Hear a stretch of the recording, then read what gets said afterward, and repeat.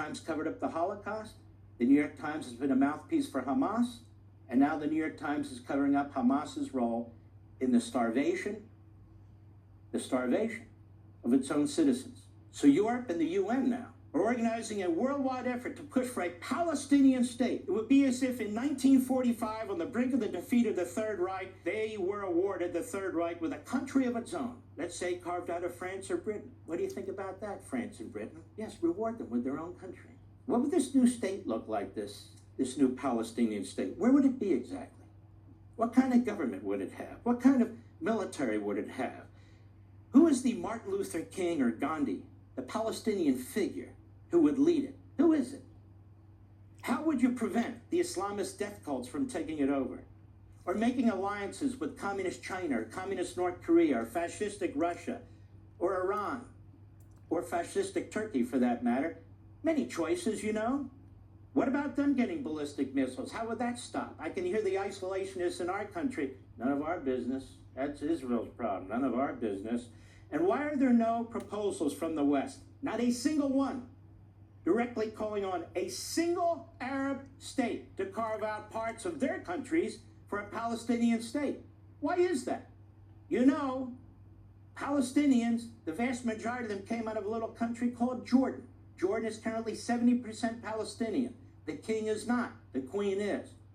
Well, the king's father had a little problem several decades ago when the Palestinian extremists and Arafat rose up to overthrow the monarchy. And you know what they did? They killed them, and they imprisoned them, and they made sure, chased off many of them, that these Palestinians would never come back to Jordan. No, they should be Israeli, don't you know? The land that is now Israel was Jewish long before these monarchies and military dictatorships that surrounded Israel ever existed. And why should, or how could Israel ever agree to its own suicide and the extermination of its own people, which would be not a two-state solution, but a final solution? I think some people are actually cheering for this. Israel could never agree to that. What these countries are doing, and the quislings and reprobates that run them are doing, emboldening Hamas and the other Islamic terrorists and all terrorists. The message these terrorists are receiving is that their terrorism works. Terrorism in London, Paris, Toronto, all other Western countries who've signed on to this despicable surrender of civilization to these barbarians, the barbarians are going to say, hey, this works. Just keep at it.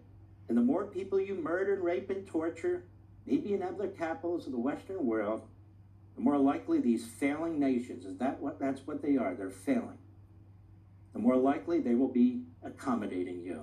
Not so in the United States with a strong leader like Donald Trump. He's onto this. Or in Israel with a strong leader like Netanyahu. These other countries think they will somehow escape the consequences of their appeasement, when in fact they are targeting themselves as the weak, pathetic fools that they are.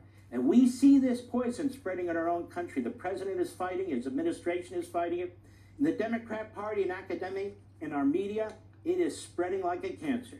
We see it spreading among many who we used to respect and consider one of our own, who have these podcasts and these platforms, who viciously question the Holocaust, who attack Churchill and are soft on Hitler, who spew the Jews control our foreign policy attack, blood libel, and now they're attacking evangelical Christians.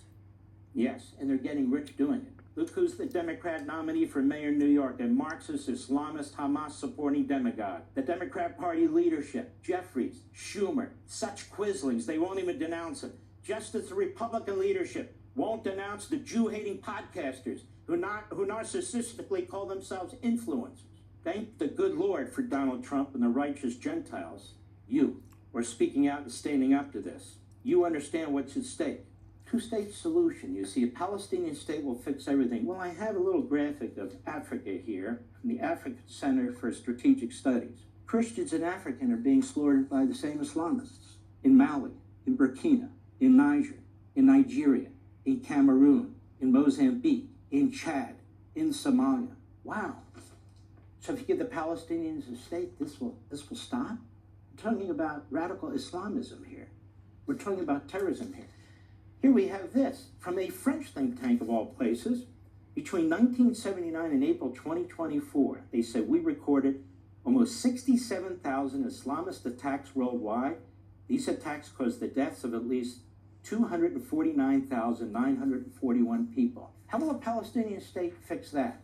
Then I have another one. In Syria, the Syrian civil war killed more than 528,000 people. They believe over 600,000, the Syrian Observatory for Human Rights said. Those are Muslims slaughtering mostly Muslims.